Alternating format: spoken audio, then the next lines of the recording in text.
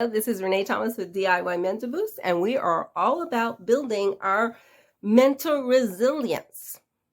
So, why is it sometimes when we are thinking that we are making a really good choice and this is what we really believe 100% that we should do, and turns sour? It goes south. It turns out to be the worst thing you could have ever done.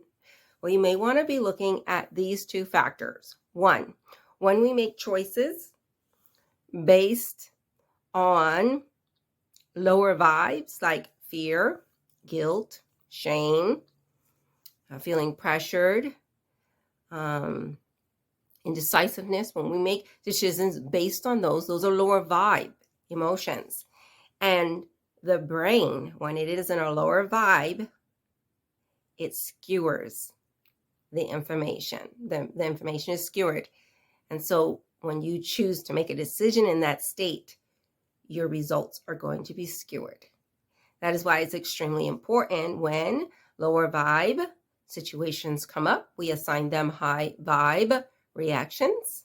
Okay, we pause, pay attention, and we take necessary action. If we linger or stay too long in a prolonged lower vibe state, then the decisions that we make from those lower vibes, you're going to get a lot of like, why did I do that? Why did it seem right? But now it's not.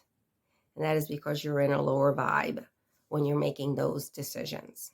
The second is that a decision is made based on a fear or a guilt. You're doing this because you're trying to avoid this.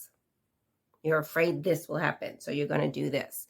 So that's what happens. Those two things, you yourself are in a lower vibe mood, or you are making decisions based on lower vibe emotions, fear, guilt, shame, anger. Okay? And that is the likely reason why something you thought was just so right, the person you picked was just so right, the job you chose, you just knew 100%. Okay? You'll have to look to see at what was your intent behind your decisions. Was it in the lower vibe state, or was it in a high vibe state? Were you running from something? Were you forcing something? Were you afraid of something? Were you feeling guilt, pressured? Okay, so lower vibes, they are useful just like higher vibes, but you have to use them in a useful way. And that is to pause, pay attention, and to take productive action. That will make the lower vibe emotion recede.